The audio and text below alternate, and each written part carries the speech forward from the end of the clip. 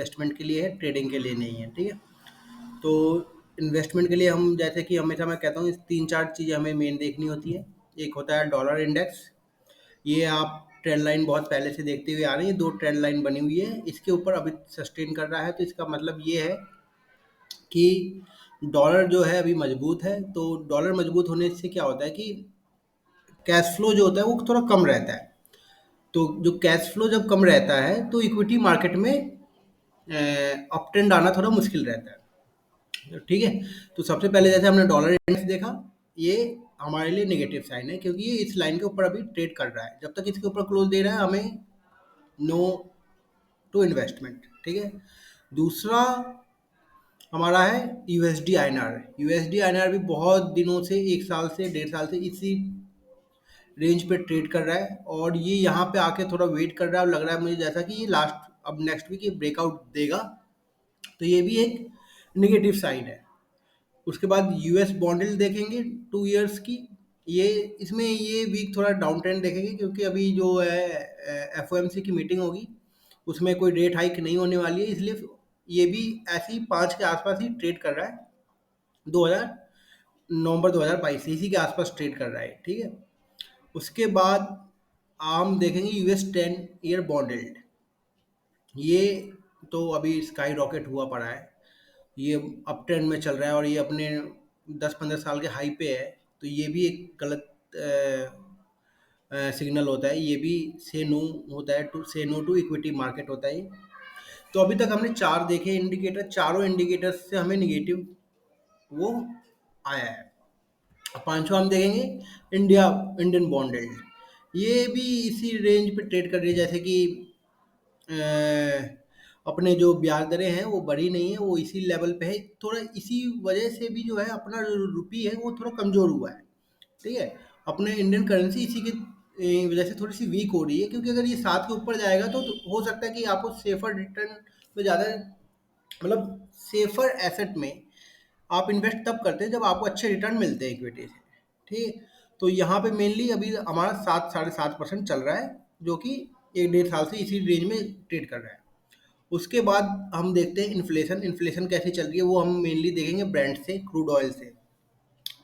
Crude oil अभी यहाँ पे आके थोड़ा वेट कर रहा है 1-1.5 महीने से 2 महीने से, अभी तक डाउन ट्रेंड चल रहा था, डाउन ट्रेंड के बाद ये थोड़ा सा अप ट्रेंड में अब कन्वर्ट हुआ है इस जगह पे। अभी अब धीरे धीरे अप ट्रेंड में आ रहा है। अगर नेक्स्ट वीक भी थोड़ा सा स्क्वीज कैंडल बन गई, ठीक है, तो हम सोच सकते हैं उसके नेक्स्ट वीक थोड़ा अप ट्रेंड कंटिन्यू हो जाएगा। और गोल्ड, गोल्ड देखते हैं, गोल्ड सबसे अच्छा ब्रेकआउट दिया है, सबसे बढ़िया।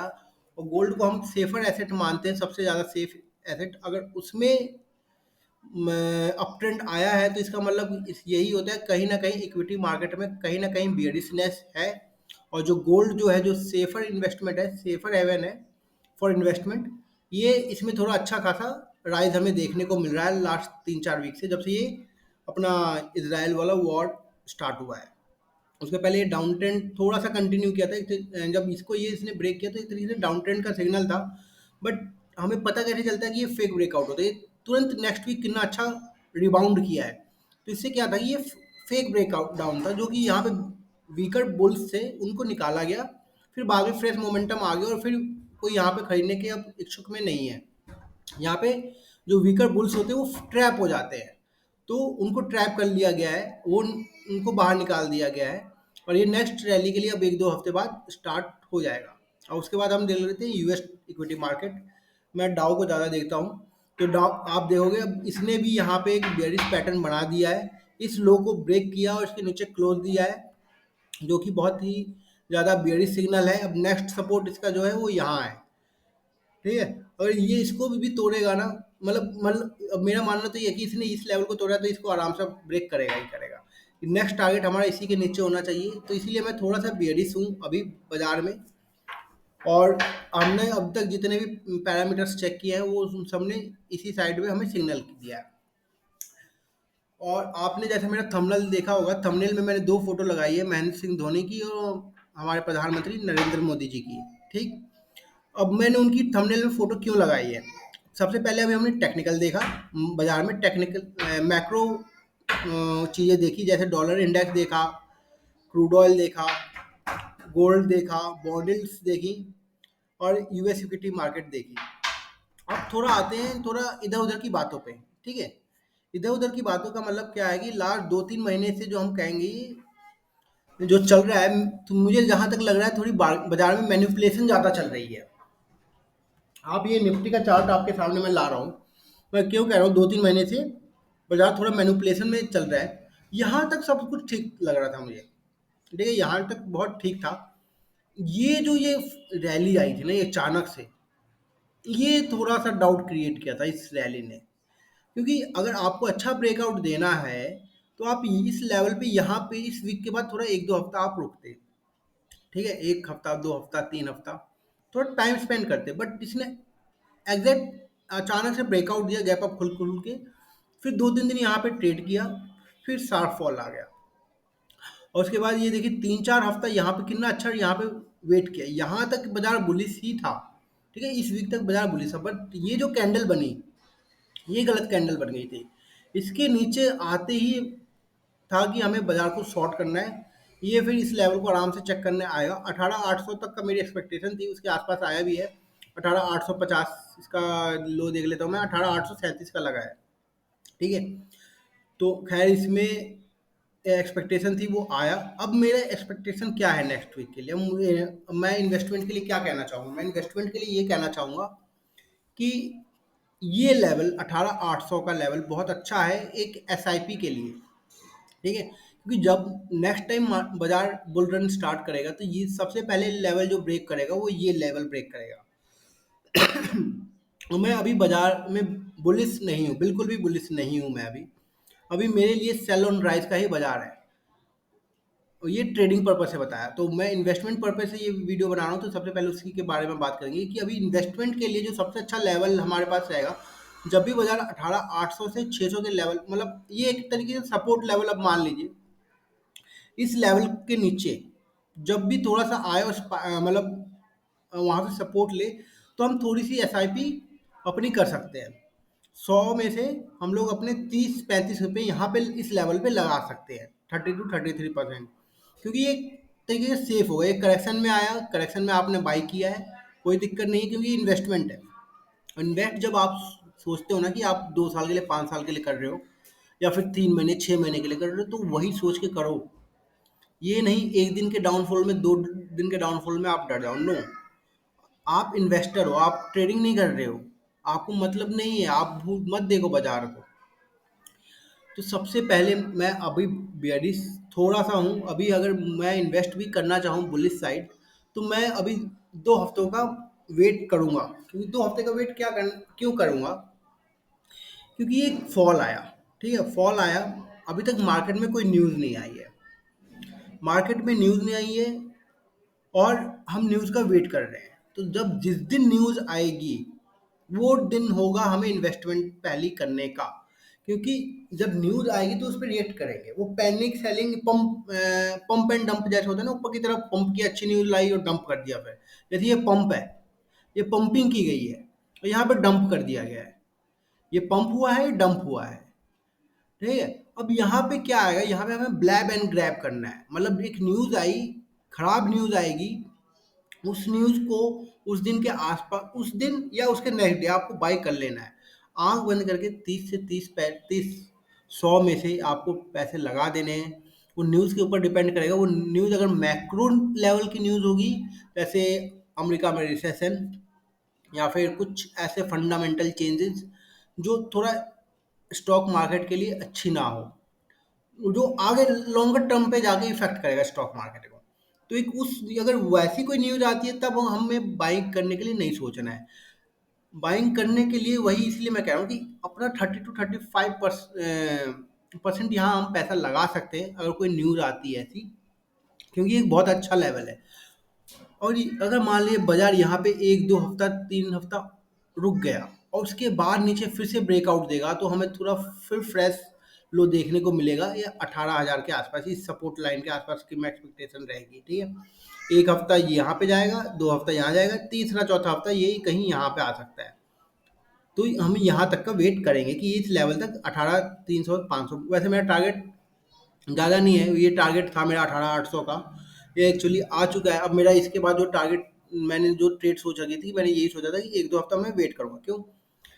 क्योंकि यहाँ आने के बाद अगर मार्केट को रिबाउंड करना है तो जैसे इस लेवल पे देखिए, यहाँ से गिरा, ये गैप डाउन खोला, ये जरूर कोई न्यूज़ के कारण हुआ होगा, सितंबर का है तो मुझे याद करना पड़ेगा, लास्ट टाइम सितंबर में कोई न्यूज़ ऐसी आई थी, मुझे याद नहीं आ रहा अभी। तो ये न्यूज़ बेसिस पे इतना गैप डाउन खोला हुआ, यहाँ देखिए 3 हफ्ता वेट किया, इस लेवल पे 3 हफ्ता वेट किया, उसके बाद बहुत अच्छा ब्रेकआउट किया, बहुत अच्छा रैली आई। फिर यहाँ पे नीचे से लगातार डाउनफॉल आया, 1 हफ्ता ये वेट किया इस लेवल पे, थोड़ा देखिए स्क्वीज हो जाती है कैंडल, स्क्वीजिंग चलती है, यहाँ पे भी देखिए स्क्वीजिंग चल रही है। जब छोटी छोटी कैंडल बने ना, तो वो टाइम होता है कि हमें अब पोजीशन बनानी चाहिए।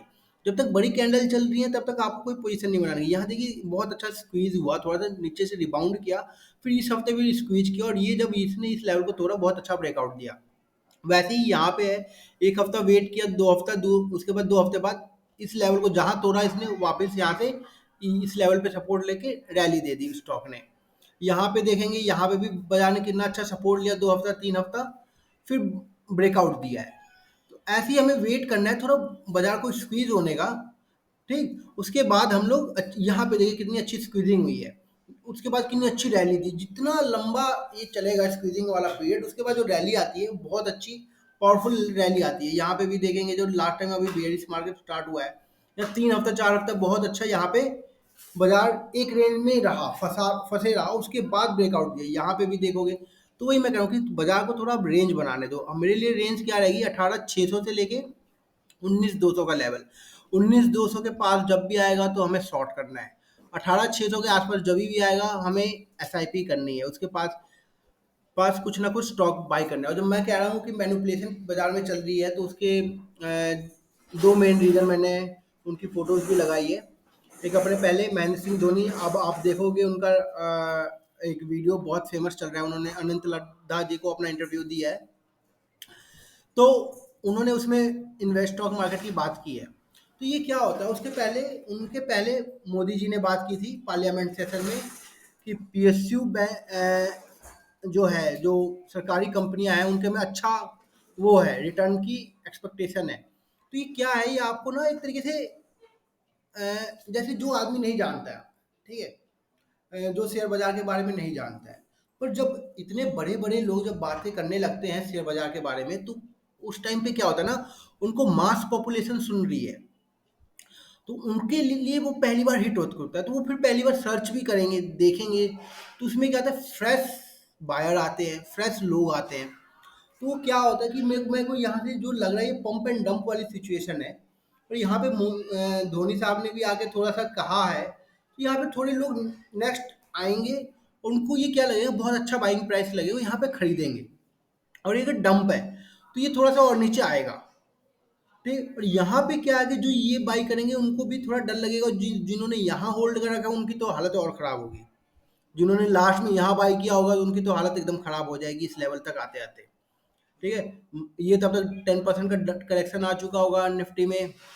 और क्या कहते हैं, अगर निफ्टी में 10% का करेक्शन आया टॉप से, तो आपके पोर्टफोलियो में आराम से वो 20% का करेक्शन होता है। अगर निफ्टी 1% गिरता है तो आपका पोर्टफोलियो मेनली 1.5% के आसपास गिरता ही है ऑन ऑन एन एवरेज, क्योंकि उसमें आपके लार्ज कैप स्टॉक भी होते हैं, स्मॉल कैप भी होते हैं, मिड कैप भी होते हैं, तो जो कि ज़्यादा फ्लक्चुएट करते हैं।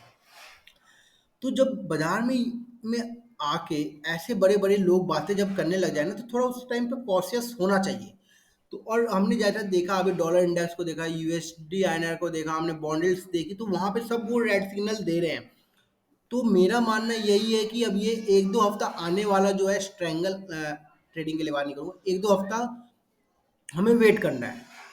हमें 1-2 हफ्ते के बाद, जो मेरे ख्याल से अभी कितना हो रहा है, 29 अक्टूबर की वीडियो है ये, 2 हफ्ते बाद हमारा एक और मेन बात, यूएस इन्फ्लेशन का भी डाटा आ जाएगा, ठीक है। यूएस इन्फ्लेशन के डाटा के बाद ही हमें मेन रिएक्ट करना है। सॉरी। तो हमें इनका वेट करना है, और इस लेवल के आसपास अगर आएगा तो सबसे पहले हमें निफ्टी 20 बाई करने हैं। अब मैं थोड़ा इन्वेस्टमेंट पे आया हूँ, कुछ स्टॉक्स डिस्कस कर लेता हूँ जो मेरी रडार में है। तो सबसे पहले आप स्टॉक देख रहे हैं रिलायंस। तो मेरे ये हिसाब में अब जो पोर्टफोलियो, मतलब वॉच लिस्ट एक बनाऊंगा, एक जो अपने लिए बनाऊंगा, उसमें 9 स्टॉक्स रहेंगे जिनमें से मैं 5 या 6 में इन्वेस्ट करूँगा, ठीक है? तो 9 में से कौन है सबसे पहले मेरे लिए है, सबसे पहले अगर मैं आँख बंद के बाई करूँगा तो निफ्टी 20 बाई करूँगा 18,800 के लेवल के बाद, ठीक है? वो मेरा ट्रेडमार्क रहेगा क्योंकि 18,800 लेवल मेरा बाई का लेवल है। उसके नीचे मैं वेट करूँगा, उसके ऊपर मैं जब जब आएगा तब तक मैं नए नए फ्रेश स्टॉक बाई करूँगा। सबसे पहले हम निफ्टी 20 बाई करेंगे 18,800 के लेवल के बाद, उसके नीचे भी मिलेगा, सस्ता मिलेगा तो हमें बाई करना ही है। 18,600 से 800 के बीच में कहीं पे भी निफ्टी 20 मिलेगा, हमें बाई करना है। दूसरा, रिलायंस, अगर मार्केट में अप मूव आएगा तो रिलायंस जो है सेकंड लार्जेस्ट हैवी वेट है और ये बहुत दिनों से डाउन ट्रेंड में है, तो इसमें मैं एक रिवर्सल का वेट कर रहा हूँ। इसमें रिवर्सल आ सकता है, इसमें रिवर्सल आया तो ये अपने साथ साथ निफ्टी को भी ऊपर लेके जाएगा। अगर आपको याद हो, लास्ट टाइम इसमें का बुल रन कब स्टार्ट हुआ था आपको पता है? इसका last time bull run start हुआ था अप्रैल 2020 में, जब पहली बार न्यूज़ आई थी मार्क जुकर्सबर्ग ने रिलायंस में अपना कुछ हिस्सेदारी खरीदी है फेसबुक ने। तब उस न्यूज़ के बाद ये स्टॉक भागना चालू किया था। उसके बाद कई कई सारी न्यूज़ें आई इस स्टॉक के बारे में कि सऊदी अरब को बाई कर रहा है, ये बाई कर रहे हैं, वो बाई कर रहे हैं इक्विटी शेयर। तो ये स्टॉक चला, उसके बाद पीछे पीछे पीछे पीछे अपना निफ्टी चलना स्टार्ट किया। अगर आप 2020 का चार्ट जाके देखोगे तो आपको पता चलेगा। अगर मैं आपको दिखाई देता हूँ इसमें, सबसे पहले ये स्टॉक गया 2020 में, आया, ये फॉल आया, ये देखिए, ठीक है? क्या मैं कह रहा था, मैं यही कह रहा था ना कि ये इसमें मार्च में फॉल आया 2020 के बाद, क्या रैली दी है स्टॉक ने 2100-2200 के लेवल पे, और आज की डेट में भी ये स्टॉक इसी लेवल पे आ गया, वापस आके खड़ा हो गया है। तो ये बहुत अच्छा बाइंग लेवल है इस स्टॉक के लिए भी, और एसआईपी करने के लिए बहुत अच्छा बुलिश स्टॉक है। ये सबसे पहले बुलिश मोमेंटम इसी स्टॉक में ट्राई होता है। अभी अदानी जी पे ध्यान नहीं देंगे मोदी जी, अभी मोदी जी अपना तुर्क का इक्का खेलेंगे, वो खेलेंगे इस पे अंबानी जी से, ठीक है? अंबानी जी लेके जाएंगे अगर बुलिस रहना है तो। दूसरा आएगा अपना सिप्ला, ये सेक्टर वाइज मैंने स्टॉक ढूंढा है। सिप्ला, ये फार्मा सेक्टर काफ़ी सालों से अंडर परफॉर्म कर रहा है और इसमें सिप्ला में बहुत अच्छा मोमेंटम आया है। ये बहुत अच्छा इसने टाइम पास किया है, वेट किया है, 1-2 हफ्ता और वेट करेगा। इस लेवल के आसपास हमारा स्टॉप लॉस होना चाहिए 1100 से 1100, 1080 से 1120 के आसपास में, और इसमें हमें इन्वेस्टमेंट करने का सोचना चाहिए, ठीक? फिर जो कुछ स्टॉक आते हैं मेरे पास, इनके बारे में अगर आपको डिटेल इन स्टॉकों के बारे में एनालिसिस चाहिए तो आप मेरे को कमेंट कर देना, ठीक? दूसरा तीसरा स्टॉक है हमारा सन टीवी, क्योंकि ये स्टॉक बहुत अच्छा है, फंडामेंटली बहुत अच्छा स्टॉक है। इस स्टॉक को देखिए, जैसे मेरा ये दिखा रहा है 445 पे बाइंग है, अभी तक मैंने इसमें एडिट नहीं किया, पर मैं इसमें 652 पे निकल चुका हूँ। जो लास्ट टाइम मैंने वीडियो बनाई थी मैं इस लेवल पे एग्जिट कर चुका हूँ, बट मैं वेट कर रहा हूँ इसमें दोबारा री एंटर करूँगा क्योंकि इसका टारगेट मेरा 700 से 800 के आसपास का है। फिर एक स्टॉक मेरी नज़र में है, वो है अशोक लेलैंड। अशोक लेलैंड भी बहुत अच्छा अप ट्रेंड में है, ये बहुत स्लो एंड स्टेडली, ये जो फॉल आते हैं ना, ये वाले फॉल ये मुझे ज़्यादा अच्छे लगते हैं क्योंकि यहाँ पे बायर्स को थकाया जाता है, उसके बाद जो रिबाउंड मारते हैं ना, फिर आपके हाथ में नहीं आते ये स्टॉक। फिर तीसरा स्टॉक है मेरा एक्साइड इंडस्ट्री, ठीक है? ये भी बहुत अच्छा है, यहाँ पे टाइम पास करें, इसका भी लॉन्गर टाइम फ्रेम का आप चार्ट देखोगे तो इसमें भी अच्छा चल रहा है। 2 हफ्ते से देखिए वॉल्यूम लेवल जो है बहुत ही डाउन हो चुका है। अगर आप देखोगे वॉल्यूम नहीं है इनमें, इनके बीच में। अगर आप महसूस करोगे तो मेरे स्टॉक्स में कुछ पैटर्न दिखेंगे आपको जिसमें वॉल्यूम अब्जॉर्ब हो रही है। देखिए इसमें वॉल्यूम कम हो रही है, सेलिंग वॉल्यूम, एक्साइड में भी वॉल्यूम कम हो रही है। तो कुछ पैटर्न होते हैं सबके काम करने के। ये मेरा है कि वॉल्यूम स्क्वीज जहाँ जहाँ हो रही है वहाँ वहाँ हमें बाइंग या सेलिंग का माहौल देखना चाहिए। देखिए आदित्य बिरला कैपिटल, इस स्टॉक को भी मैंने बहुत अच्छा एंजॉय किया इस लेवल से लेके यहाँ तक का 168 का, उसके बाद ये 200 तक का तो मतलब नहीं किया जा सकता पूरा। तो लो और बॉटम आप नहीं पकड़ सकते, या तो आप टॉप पकड़ सकते हो या तो बॉटम पकड़ सकते हो, दोनों में से दोनों नहीं पकड़ सकते हो आप एक ट्रेड के अंदर, ठीक है? फिर इसमें वेट कर रहा हूँ मैं। फिर कैस्ट्रॉल है, इसको भी हाल फिलहाल में मैं निकला हूँ।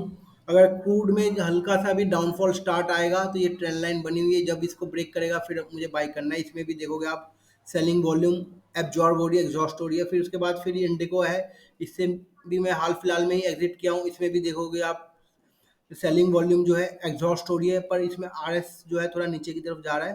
तो फिर ये लेवल एक अच्छा सपोर्ट लेवल है, पर जहाँ तक मुझे लग रहा है ये स्मॉल कैप का स्टॉक है, ये थोड़ा सा नीचे झटका जरूर देगा 300 के आसपास का। तो ये स्टॉक है इंडिको तक के। ये अभी नीचे वाले थोड़े ऐसे या तो ज़्यादा महंगे हो रखे हैं, मतलब उनका ट्रेंड अभी समझ में नहीं आ रहा है, ये अप ट्रेंड में चल रहे हैं। देखिए जैसे एनबीसीसी अप ट्रेंड में चल रहा है, इसको अभी हाथ नहीं लगा सकता मैं। कैनरा बैंक है, कैनरा बैंक भी ब्रेकआउट में है, ये भी हाथ से निकला हुआ है, अभी स्टॉक है मेरे। और अशोक लेलैंड, ये भी मैंने आपको बताया कितनी, ये तो मेरे से तो कितनी बार छूटा है ये स्टॉक, 2 बार 3 बार छूट गया ये। मतलब फंड कहीं और लगा रहता है, मतलब फंड वही होता है ना, पैसा थोड़ा सा कम रह जाता है हमेशा, तो यही है, ये वहाँ छूटा पड़ा है। तो ये जो स्टॉक्स हैं मैंने छांट रखे हैं, अगर 18,600 से 18,800 के लेवल में रहेंगे तो इनमें बाई करना है। तो हमें 3 चीज़ों का ध्यान रखना है। सबसे पहले फंडामेंटल टेक्निकल हम इन्वेस्टमेंट के लिए अभी हाँ नहीं कर रहे हैं। दूसरा, मुझे जहाँ तक लग रहा है मैनिपुलेशन चल रही है बाजार में। तीसरा, अगर हमें हर एक लेवल पे, जैसे कि सब कहते हैं कि एसआईपी करनी चाहिए, जब थोड़ा सा फॉल आया तो हमें एसआईपी जरूर करनी चाहिए। तो देखिए, अब लास्ट बात पे आता हूँ, बुलिश के सिनेरियो पे। मैं बुलिश थोड़ा सा क्यों हो सकते हैं हम, और थोड़ा सा मैं 1-2 हफ्ता क्यों वेट कर रहा हूँ। एक महीने में हमारे देश में 5 जगह चुनाव होने वाले हैं, ठीक है। तो एक वो फैक्टर इन किया जा रहा है। दूसरा, वर्ल्ड मार्केट में थोड़ी वॉलेटिलिटी है, इसलिए थोड़ा मार्केट में फॉल आया है। तीसरा ये है कि हमें अपने देश पे बुलिश रहना है। हमें मालूम है मोदी जी हैं, सब मुमकिन है, और उनको भी पता है कि से देखो, गवर्नमेंट को सब पता है, सब उनको सब पता है कि आप कहाँ क्या कर रहे हो, क्या नहीं कर रहे हो, ठीक है। तो उनको भी पता है कि अगर 2024 में चुनाव आया है, आएगा, तो बहुत लोगों के पैसे लगे पड़े हैं शेयर बाजार में। तो बाजार, मैं जब ईयर स्टार्टिंग में थी, और कई कई बार मैं कहता हूँ बहुत बुलिश रहा हूँ मैं इस ईयर के लिए, इस बाजार में। ये नवंबर वाला फेज अगर निकल जाए, नवंबर वाला फेज 15-20 नवंबर तक का, उसके बाद अगर बुलिश ट्रेंड स्टार्ट होता है ना, तो मेरे को बहुत अच्छी एक्सपेक्टेशन है वो। मार्च 2024 तक आप बहुत अच्छा रिटर्न कमा लोगे। तो बस कभी आप ये वो मत करो, रिग्रेट मत करो। इसलिए मैं कह रहा हूँ कि अगर बाजार अगले हफ्ते या किसी भी हफ्ते 18,600 से 18,800 लेवल पे आता है, तो प्लीज़ आप थोड़ा सा 30 to 35% अपने कैश फंड में से थोड़ा सा एलोकेट प्लीज़ करें उस टाइम पे। क्योंकि अगर उस टाइम से पे बाजार रिबाउंड कर गया, तो फिर आप रिग्रेट कर जाओगे, ठीक है। तो फिर आपके लिए वो लेवल थोड़े हाई हो जाएंगे और बाई नहीं कर पाएंगे। तो जो अपना प्राइस लेवल पे आया उस पर बाई करो, साफ सीधी सी बात है। स्टॉप लॉस है। उसके बाद अगर कुछ चेंज होगा, न्यूज़ आएगा, न्यूज़ का वेट नहीं करना है। न्यूज़ जब आएगी तो वो ब्लैब एंड ग्रैब वाली सिचुएशन होगी, तब आपको बाई ही करना है। न्यूज़ न्यूज़ के ऊपर डिपेंड है कि लड़ाई वड़ाई वाली कोई न्यूज़ आएगी तो उसको इग्नोर करो, वो बस नॉइज़ एक तरीके की। और जैसे मैक्रो चेंजेस अगर आया, ठीक है, कि मतलब इन्फ्लेशन बढ़ रहा है, और गोल्ड प्राइस पे आपको नज़र बना के रखनी है। अगर गोल्ड प्राइस में शूटिंग आती है, ऊपर की तरफ जाता है, तब वो एक कंसर्न रहेगा। उसके अलावा मुझे जहाँ तक लग रहा है कोई कंसर्न नहीं रहेगा। जो न्यूज़ आएगी उस न्यूज़ पे हम बाद में, कभी जब न्यूज़ आएगी, तब मैं उस न्यूज़ के ऊपर, अगर मुझे लगता है कि वो कैसी न्यूज़ है, उसके ऊपर मैं वीडियो बनाऊंगा। तब तक के लिए टाटा, बाय बाय, शुक्रिया, हर हर महादेव।